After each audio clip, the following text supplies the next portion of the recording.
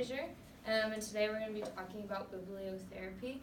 I'm sure y'all are exhausted for midterms. I know I am, and I'm still only halfway done, so we're just going to get this done. So some of you may have heard about this before, maybe even used it yourself. When I was in high school, I had 3 friends have cancer, and my own mom have a brain tumor, so without knowing it, I read Fault in Our Stars my senior year, and that helped me process a lot of the pain that was coming from it and a lot of the confusion, like how Hazel Grace says when they're in Amsterdam, how it's not fair. Like, that was my thing that I was dealing with, was like, none of this is fair. So without even realizing it, I was processing what I was going through from a book. But for some of you, this may be a brand new thing that you have never heard of. So in bibliotherapy, therapists use children's books to help them cope with traumas that are currently going on in their lives. It's kind of hard sometimes for kids to just sit down with their parent and have them talk like, hey, this is what happens, this is why it's bad, this is why it's hurting you. So with some kids, even down to really little kids, reading a book can help them process what's happening, even if they don't fully realize that that's what they're doing.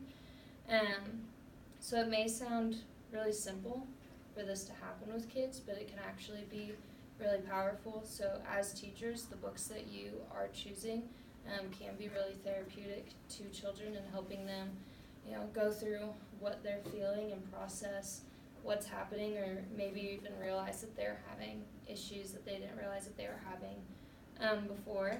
Some examples of topics that a book can be discussing to help children cope is adoption, death, divorce, physical disabilities, mental disabilities, bullying, new siblings. So they can go from something really serious like death down to, hey, you have a new baby sibling and you might be a little jealous, so let's talk about how you feel jealous. So I'm going to read you 2 articles. They're kind of long, but they're really, really good. One is a man named Matt discussing a book that he wrote, and then the second one is a response letter to Matt from a man that read it. I think that they can show you a lot of value in being a future teacher, of how impactful this can be, to kids and to adults alike. And so we're going to read it. So this one's called The Importance of Darkness in Children's Books by Matt De La Peña. Last fall, a child in elementary school in Huntington, New York, left me speechless. After speaking to an auditorium full of students about books and the power story, I fielded questions. First 5 or 6 were the usual. How long does it take to write a book? Am I rich? But then one girl stood and asked me something different. If you had a chance to meet an author that you admire, she said, what would you ask? For whatever reason, this girl's question on this morning cut through any pretense that might ordinarily sneak into an author's presentation. The day before, a man in Las Vegas had opened fire on concert goers. Tensions between the U.S. and North Korea were at a boiling point. Puerto Ricans were still suffering. I studied all the fresh-faced young people staring up at me, trying to square the light of childhood with the darkness in our current world. But all of this had little to do with the question. So I just stood there, in awkward silence, the seconds ticking by. Eventually, I gave some pre-packaged soundbite, and then our time was up. Hours later, as I sat in a crowded airport, I was still thinking about the girl's question. What would I ask an author I admire? Kate DiCamillo came to my mind, Sandra Cisneros, Christopher Paul Curtis. I wanted a do-over. What would I ask? And as my plane reached its cruising altitude, it came to me. If I had a chance to ask Kate anything, it would be this. Is the job of a writer for very young to tell the truth or to preserve their innocence? Prior to the publication of our new book, Love, illustrator Lauren Long and I found out that a major book industry gatekeeper would not support the title unless we softened a certain illustration. The scene, a despondent young boy hides beneath a piano with his dog while his parents argue. There's an empty, old-fashioned glass resting on the piano. So this is the picture. I don't know if you can really see it because it's small, but the class is there and the parents are arguing and he's sitting under there with his dog and, glass empty like that, insinuating drinking and negative relationship between the parents. Feedback our publisher received was that the moment was a little too heavy for children, and it might make parents uncomfortable. This discouraging news led me to re-examine the purpose of my manuscripts. What was I trying to accomplish? What thoughts did I hope to provoke? A few weeks into the writing of the book, my wife and I received some bad news, and my daughter saw my wife openly cry for the first time. This rocked her little world, and she began sobbing and clinging to my wife's leg, begging to know what was happening. We settled her down and talked to her, and eventually got her ready for bed. As my wife read her a story about two turtles who stumbled across a hat, I studied my daughter's tear-stained face. I couldn't help thinking that a fraction of her innocence had been lost. But maybe these episodes of loss are as vital to the well-adjusted child's development as moments of joy.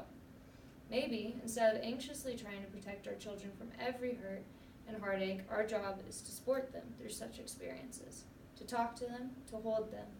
And maybe this idea also applied to my manuscript. Lauren and I ultimately fought to keep the heavy illustration, and aside from being an essential story beat, there's also an issue of representation. In the book world, we often talk about the power of radical inclusion, and in this respect, we're beginning to see a real shift in the field. But many other facets of diversity remain in shadows. An uncomfortable number of children out there right now are crouched beneath the piano. There's a power to seeing this largely unspoken part of our interior lives represented too. And for those who have yet to experience that sadness, I can't think of a safer place to explore complex emotions for the first time than inside the pages of a book while sitting in the lap of a loved one. So that one's by the author themselves, talking about the process of her book and how it's difficult still, even though we've crossed a lot of bridges, to find the balance between telling children the truth of how there's a lot of darkness, but also still trying to preserve and hold on to innocence. So this is a response letter from a man to the book. It says, "Dear Matt, I read Love, the title of that book, and I want you to know that when I turned the page and saw the child hiding under the piano, small, worried, afraid, I felt a wave of recognition. I felt seen. I was a kid who hid under the literal and metaphorical piano. I felt isolated by the secrets and fear in my household. For me, as a kid, to see that picture would have been such a relief. I would have known that I was not alone. I would have felt less ashamed. You asked how honest we, as writer of books for children, should be with our readers, whether it is your job to tell them the truth or to preserve their innocence. So here's a question for you. Have you ever asked an auditorium full of kids if they know and love the book Charlotte's Web? I do. In my experience, almost all of the hands go up. And if you ask them how many of them cried when they read it, most of the hands unabashedly stay aloft. Wait, how many of you have read Charlotte's Web? Raise your hand if you cried. Oh yeah. Oh yeah, I can remember still crying as a little kid, a lot. My childhood best friend read Charlotte's Web over and over again as a kid. She would read the last page, turn the book over, and begin again. A few years ago, I asked her why. What was it that made you read and reread that book, I asked her. Didn't you think that if you read it again would turn out differently, better, and that Charlotte wouldn't die? No, she said, it wasn't that. I kept reading not because I wanted it to turn out differently or thought that it would turn out differently, but because I knew for a fact that it wasn't going to turn out differently. I knew that the terrible thing was going to happen, and I also knew that it was going to be okay somehow. I thought that I couldn't bear it.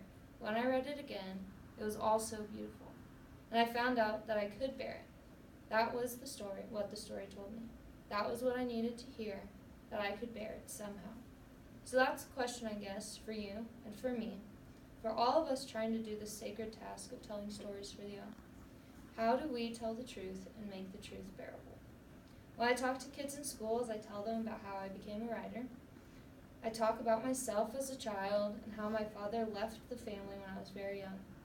4 years ago, I was in South Dakota in this massive auditorium full of 900 kids. And I did what I always do. I told them about being sick all the time as a kid, and about my father leaving, and then I talked to them about wanting to write. I talked to them about persisting. During the Q&A, a boy asked me if I had thought that I would have been a writer if I hadn't been sick all the time as a kid, and if my father hadn't left. And I said something along the lines of, I think there's a good chance that I wouldn't be standing in front of you today if those things hadn't happened to me. Later, a girl raised her hand and said, turns out that in the end, you were stronger than you thought you were. When the kids left the auditorium, I stood at the door and talked with them as I walked past.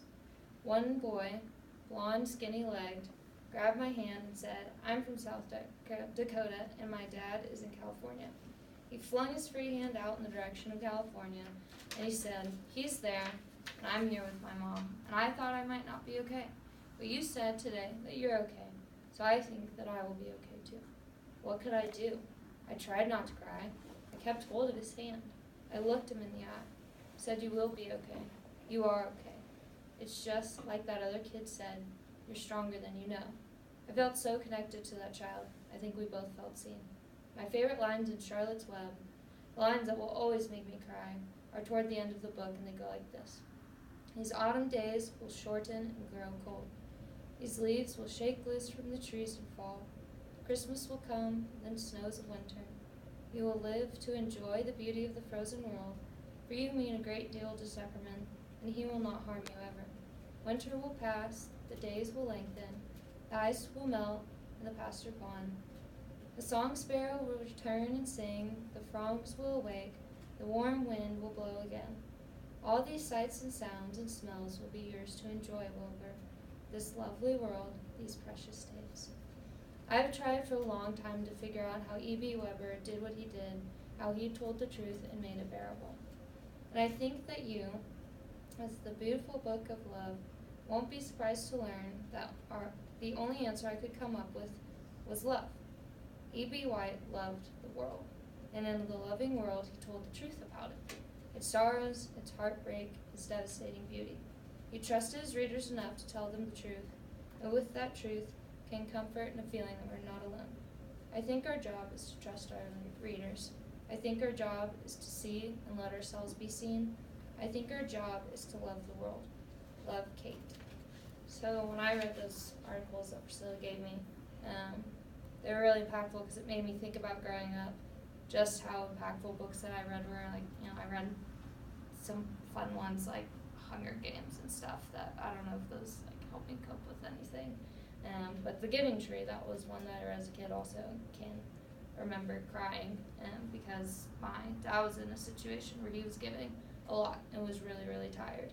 And it helped me talk to my mom about why he was so tired all the time when he was around us. So when you are teaching, just remember that you have power in the books that you choose.